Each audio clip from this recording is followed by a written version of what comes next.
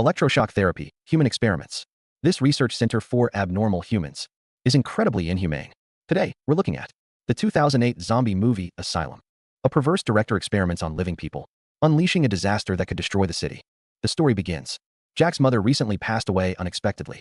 His sister, Lily, unable to accept this reality, developed mental health issues and even became suicidal. She was eventually committed to a mental asylum.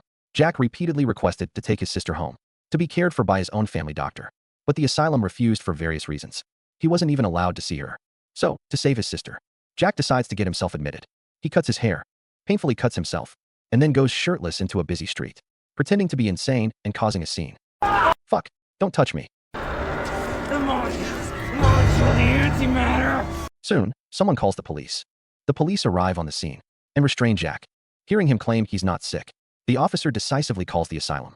A doctor gives him a sedative shot. Jack quickly loses consciousness. Just like that, he gets his wish and is sent to the asylum.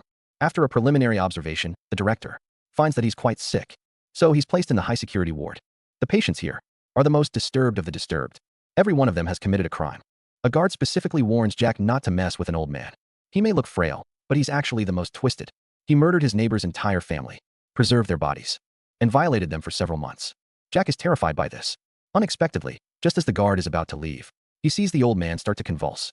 Without a second thought, he opens the door to check, not knowing the man is just faking it.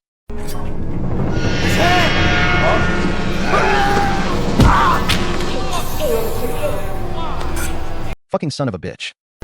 Thanks to Jack's warning, the guard survives. This angers the old man. How dare he ruin his plan? The old man makes a threat. Once he gets out, he'll make Jack pay dearly. Influenced by the old man, the other patients also start screaming wildly. This nearly drives Jack to a breakdown. Luckily, he doesn't stay in the high-security ward for long. The next day, the director observes Jack's condition again and decides he is treatable. So, he's moved to the general ward. But on the way to the ward, a patient suddenly rushes out, grabs a nurse by the throat, and pins her against the wall.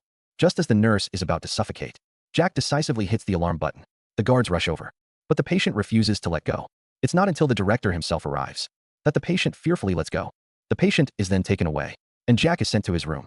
After the nurse leaves, he immediately starts examining the window structure to see if he can open it from the inside. Unexpectedly, just then, a noise comes from the closet. He opens it and finds a patient hiding inside. Jack asks him what he's doing here.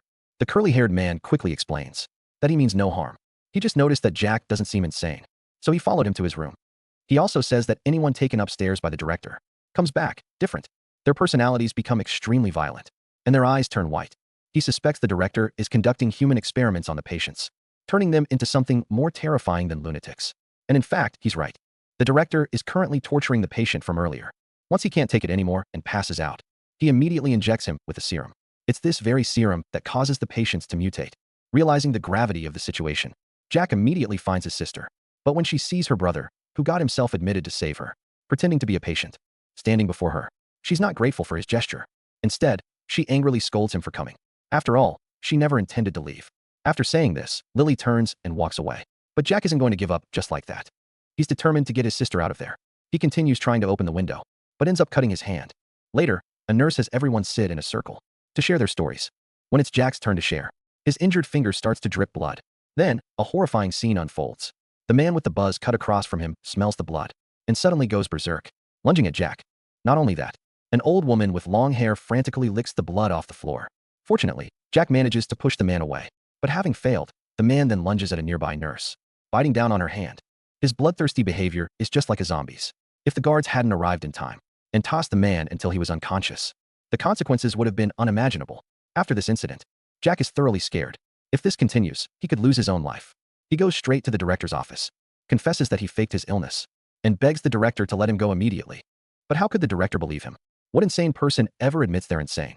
Besides, even if he knew Jack was faking, the director wouldn't let him leave.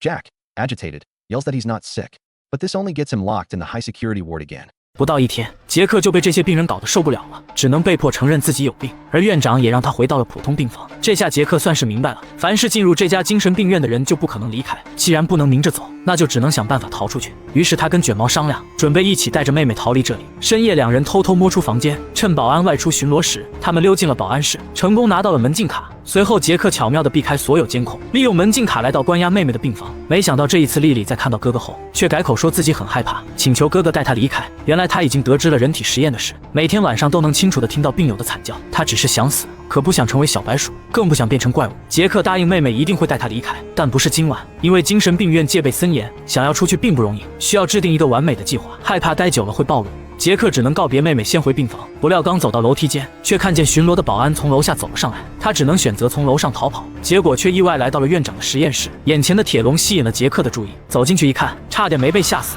袭击自己的寸头男竟然被关在里面。In less than a day, Jack can't stand being with these patients anymore. He's forced to admit that he is sick. The director then lets him return to the general ward. Now Jack understands. Anyone who enters this asylum can never leave. Since he can't leave openly, he'll have to find a way to escape. So, he talks it over with the curly-haired man, planning to escape with his sister. Late at night, the two sneak out of their room. While the guard is on patrol, they slip into the security office and successfully grab a key card. Jack then cleverly avoids all the cameras and uses the key card to get to his sister's ward. Unexpectedly, this time, after seeing her brother, Lily changes her tune and says she's scared. She begs her brother to take her away. It turns out she has learned about the human experiments. Every night, she can clearly hear the screams of other patients. She just wants to die. She doesn't want to become a lab rat. And she certainly doesn't want to become a monster. Jack promises his sister that he will definitely get her out. But not tonight, because the asylum is heavily guarded. It won't be easy to get out. They need to come up with a perfect plan, afraid of being discovered if he stays too long. Jack says goodbye to his sister and heads back to his room. Unexpectedly, as he reaches the stairwell, he sees the patrolling guard coming up from downstairs. He has no choice but to escape by going upstairs. But this leads him unexpectedly to the director's laboratory. A large cage in front of him catches Jack's attention. He goes in and looks, and is almost scared to death. The buzzcut man who attacked him is locked inside. After composing himself, Jack finds a vial of serum on a nearby shelf. Just then, there's a noise outside. Scared, Jack quickly hides in a corner. It's the director and his assistant entering the lab. The two are discussing the serum. The assistant warns the director that this serum is extremely deadly. Not only does it cause the patients to mutate, but it also carries a risk of contagion. However, the director doesn't care. He considers it a technological breakthrough, proof that his serum is evolving inside the patients' bodies. The two leave the lab shortly after. Jack seizes the opportunity to return to his room, looking at the deadly serum in his hand. Jack knows he can't let the director continue his wicked ways. He must expose what's happening here. So, the next morning, he finds the curly-haired man again to discuss their next plan. But when the man learns they won't just be escaping, but also taking down the director, he instantly gets cold feet, thinking it's too dangerous. And as the two are talking, something terrible happens. A patient suddenly goes mad and crushes a cat in his arms with his bare hands. Smelling the blood, the other previously calm patients also go crazy. Jack is pinned to the ground by a patient. At the critical moment, the guards arrive just in time again, using their tasers to control the chaotic scene. Witnessing the patient's mutation again, Jack knows he can't just sit and wait. He goes directly to a nurse to ask to see his sister, but is told his sister has already been sent to the director's lab. Realizing his sister is about to become a test subject, Jack begs the nurse for help, but the nurse just sends him back to his room. Just as Jack is at a loss, the door suddenly opens. The curly-haired man has decided to help after all. He uses a sedative to knock out a guard and steals the keys. With the keys in hand, Jack immediately springs into action. Meanwhile, his sister is in imminent danger. Strapped to a bed, the experiment is about to begin. But then, an accident occurs. While the assistant is feeding the buzzcut man, he is suddenly grabbed. His arm is snapped. The director rushes in and sees this, immediately helping the assistant onto a bed to treat him. Then, through the monitor, he spots Jack and the curly-haired man escaping. He immediately calls for security, but gets no response. In his haste, he accidentally short-circuits the power system. Now it's all over. All the mutated patients from the high-security ward have escaped.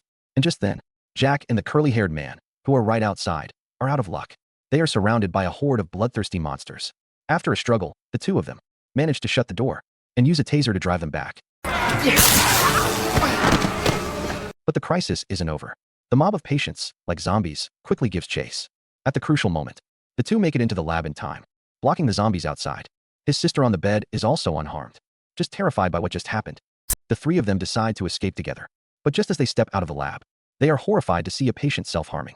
The other patients are gone. They make their way back to the high-security ward unimpeded, without seeing a single patient. But the bloodstains on the floor remind them that they must leave this place as soon as possible. Sure enough, when they open the stairwell door, they see the exit is blocked. They realize it was a trap. The next second, the missing patients jump down from the ceiling. The only way out now is the elevator. But Jack needs some time. The other two stand guard with tasers. A charging patient is knocked down by the curly-haired man. Another female patient is taken care of by Lily. They thought it would be a tough fight, But the other patients actually drag away the fallen ones and start eating them on the spot. It seems as long as there's food. These patients aren't picky. Jack takes the opportunity to open the elevator doors.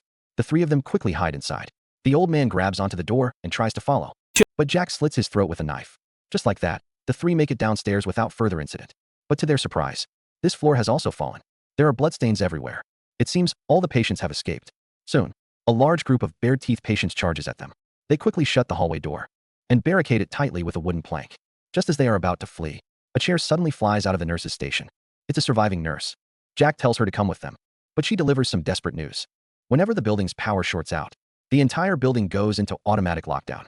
This means they can't leave through the ground floor main entrance. Hearing the nurse's words, the group has to find another way. They first go to the kitchen, and each picks a handy tool. Just as they're about to move on, a large group of patients suddenly attacks. After a fierce battle, the group successfully escapes through the stairwell. Then they find a handgun in the director's office. While passing a ward, they see the barely conscious assistant. Right now, besides the director, only the assistant knows the way out. It turns out, when the asylum was designed, escape route built that leads straight to the roof. The entrance is in the 4th floor lab. There's also a laundry chute that can be used to avoid the patients and go straight to the 4th floor. The assistant knows he's a lost cause. He was bitten by a patient and will soon turn into a monster. He doesn't want to become like that, so he asks them to end his suffering. The nurse grants his wish, sending him off with a lethal injection. After leaving the room, following the escape route the assistant provided, the group rushes to the laundry chute. But on the way, a patient suddenly attacks, pouncing on the nurse, and bites his neck. Although Jack shoots the patient in time, the nurse has already stopped breathing. Lily quickly pulls the grieving Jack away. The three of them immediately climb up the chute. They eventually make their way back to the 4th floor. The high-security area is now stained red with blood. The shocking scene is chilling. Apparently, the patients here have killed each other. But to their surprise, that old man is still alive.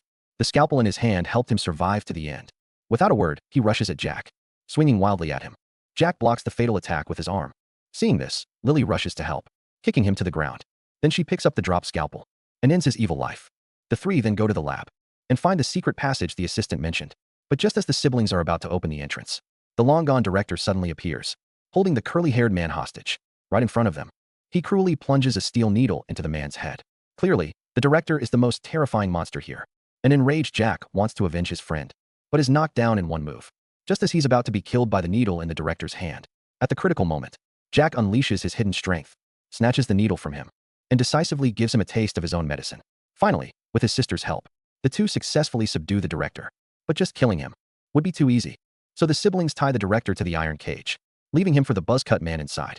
The buzzcut man is by now ravenous. He grabs the director's head with both hands. As the two leave the lab through the secret passage, they hear the director's screams. Then they climb to the rooftop and, using the external ladder, finally escape this terrifying asylum. When they get to the street, they happen upon a police car. After learning about the situation in the asylum, the police don't choose to leave or call for backup. Instead, ignoring the siblings' warnings, they open the asylum's main doors to see what's going on inside. It turns out a huge mob of patients was already waiting. To everyone's shock, the director wasn't eaten. The patients instantly pour out, devouring the two police officers on the spot. The two siblings tremble in the police car, watching helplessly as the patients rush towards the nearby, densely populated city.